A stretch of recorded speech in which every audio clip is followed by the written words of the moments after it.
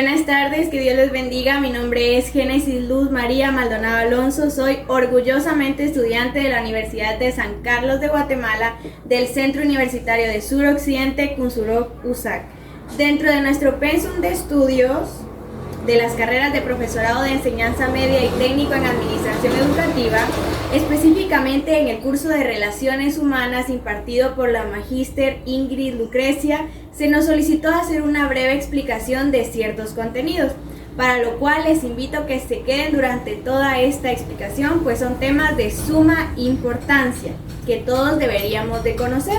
Dentro de estos temas vamos a hablar sobre las definiciones de las relaciones humanas según distintos autores. Vamos a conocer también sobre la historia y evolución que presentaron las relaciones humanas dentro de la sociedad. Y vamos a hablar sobre la clasificación de las relaciones humanas. Antes de entrar de lleno al tema, quiero compartirles una frase muy interesante que dice: ser amable es más importante que tener la razón. A veces lo que la gente necesita no es una mente brillante, sino un corazón especial que sepa escuchar. Muy bien, vamos a hablar sobre el primer tema, que son las definiciones de las relaciones humanas. Les voy a compartir en este momento 3 definiciones. Vamos a iniciar con la definición de David Orozco.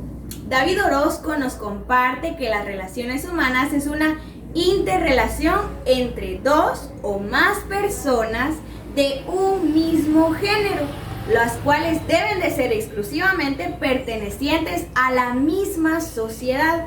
Dentro de estas se deben de respetar la identidad cultural que las personas desarrollan, el cambio de ideas que estas personas puedan tener, también las opiniones, los sentimientos y las emociones que las personas desarrollen dentro de la sociedad. Entonces David Orozco decía: las relaciones humanas en realidad son una interrelación, cómo ellos se van a comunicar dentro de la sociedad. Pero para poder comunicarnos nosotros debemos de tomar en cuenta todo lo que se vea o se visualice dentro de nuestro contexto de desarrollo. También encontramos otra versión de Jesús Suárez que decía: las relaciones humanas en realidad son una interacción entre personas que llevan intrínseco un elemento fundamental. ¿Y cuál es este elemento fundamental? La aceptación personal. ¿Cómo me voy a aceptar a mí mismo y cómo voy a aceptar a la otra persona? Este es el aporte que nos da Jesús Suárez. Y por último, Alejandro nos decía: muy bien, las relaciones humanas son la interacción entre 2 o más seres humanos. No importa cómo se desarrollen, no importa de qué forma se comuniquen. Siempre y cuando haya una interacción entre 2 o más personas humanas o seres humanos, se va a desarrollar la relación humana. Entonces, estas 3 son las definiciones que yo les comparto sobre relaciones humanas. Ahora vamos a hablar sobre la historia y evolución de las relaciones humanas. Número 1, la época de la prehistoria. En la época de la prehistoria la conocemos como la época de los cavernícolas.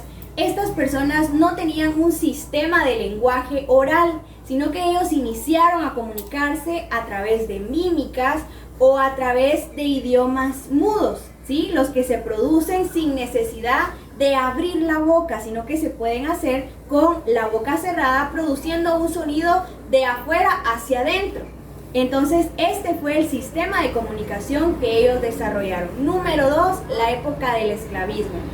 Durante la época de la prehistoria vino evolucionando hasta que las personas ya pasaron de mímicas a un lenguaje en donde pudieron comunicarse de una manera más exacta. Pero en el esclavismo habían ciertas personas que dominaban. Entonces la mayoría de las personas no podían hablar si no se les era permitido. Número 3, encontramos la época del feudalismo. La historia nos dice que la época del feudalismo fue aún peor, porque hubo más esclavitud que en la época del esclavismo. Pero las relaciones humanas se vieron dañadas y afectadas, ya que las personas no tenían derecho a poder comunicarse. Luego vino la época del renacentismo como número 4. En la época del renacentismo las personas ya podían expresarse un poquito más, empezaron a comunicarse a través de la vestimenta. Si ellos portaban un vestido, en el caso de las mujeres floreado, pues ellos comunicaban felicidad. Si era un vestido negro probablemente era de luto. También empezó a darse lo que es el maquillaje, los besos, y este fue el sistema de comunicación que se inició a desarrollar. Luego vino como número 5 la revolución industrial. La revolución industrial tuvo un cambio muy significativo dentro de las relaciones humanas, ya que las personas podían comunicarse de una manera más libre. Y por último, la sociedad de la información, que es en donde nos encontramos aún ahora en día. Ya no nada más nos comunicamos entre seres humanos, sino que también podemos comunicarnos, es decir, no personalmente, sino que puedo aplicar alguna tecnología o alguna herramienta digital que me beneficie para poderme comunicar a larga distancia en menor tiempo posible. De esta manera se dio entonces la historia y evolución de las relaciones humanas. Ahora vamos a hablar sobre la clasificación de las relaciones humanas, y estas se clasifican en dos. Las relaciones humanas se encuentran clasificadas en relaciones primarias y relaciones secundarias. Las relaciones primarias son en donde nos encontramos a primera instancia, es decir, con quienes nosotros nos desarrollamos y de qué forma nosotros nos vamos a comunicar. Esto quiere decir nuestra familia. Entonces, las relaciones primarias son las que nosotros vamos a desarrollar con nuestra familia, y las secundarias son las que nosotros vamos a desarrollar en el ámbito escolar, en el ámbito de trabajo y entre otras personas externas. Muy bien, ahora vamos a pasar a la unidad número 2. En esta unidad vamos a hablar un poquito sobre la definición y factores de la personalidad, el temperamento y carácter, tipos de personalidad, teorías de la personalidad y diferencias individuales. Voy a iniciar la unidad número 2 con otra frase que dice: el tipo de libertad más importante es el de ser lo que realmente eres. Entonces vamos a iniciar con el primer tema, que es definición de la personalidad. La personalidad es un conjunto de dinámicas psíquicas que son características de una misma persona. Entonces decimos que la personalidad incluye la organización mental que tiene el individuo, el interior, que va a determinar el modo en que el individuo se va a desarrollar ante cierta situación, o sea, una situación específica. Y también decimos que el temperamento es, en pocas palabras, un patrón de actitudes, pensamientos y sentimientos recurrentes que nos van a acompañar durante mucho tiempo. Vamos a hablar también sobre los componentes.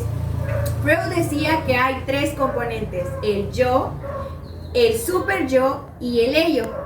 El yo es cuando nosotros nos hacemos preguntas como ¿en dónde estamos? ¿Qué estoy haciendo aquí? ¿Cuál es el sentido de mi vida? Y cuando yo descubra esto, voy a conocer la percepción del mundo. El superyo es un principio de perfeccionalismo, que todo lo que yo hago lo quiero hacer de la mejor manera, que me salga de forma perfecta sin cometer ningún error.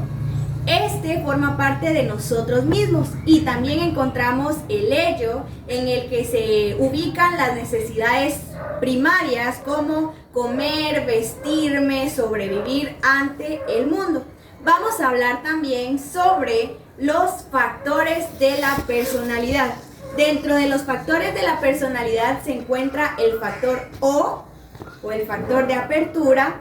Este se da cuando el individuo tiene nuevas experiencias, cambios circunstanciales, curiosidad por descubrir. Entonces la apertura es cuando la persona inicia su vida, cuando a través del sentimiento de curiosidad empieza a tener nuevas experiencias y a descubrir cosas nuevas. Las personas que se encuentran dentro del factor O son inquietos, imaginativos y originales. Encontramos también el factor E. Dentro del factor E se encuentra la extroversión y la introversión. La extroversión se va a dar cuando la persona sea sociable, cuando a la persona le guste la compañía de las otras personas. Y la introversión se va a dar cuando la persona sea apartada, cuando la persona sea solitaria y busque un lugar en el que pueda estar en paz consigo mismo. Luego encontramos el factor C, que es el factor de la responsabilidad. Yo quiero tener el autocontrol de todo lo que realice. Quiero planificar, quiero tener compromiso. Y eso lo voy a necesitar para la voluntad de logro personal que yo voy a desarrollar. Y encontramos también el factor A, que es el factor de amabilidad. Cuando nosotros tomamos el tiempo para poder conocer a otras personas, cuando nosotros nos hacemos de nuevas amistades, cuando nosotros nos hacemos de nuevos campos. Y también encontramos el factor N, de neuroticidad. En este factor se encuentran las personas que tienen inestabilidad emocional, depresión y que son vulnerables ante el mundo exterior. Muy bien, ahora vamos a continuar y vamos a hablar sobre el temperamento y el carácter. El temperamento es el que traen todas las personas desde el momento en el que nacen.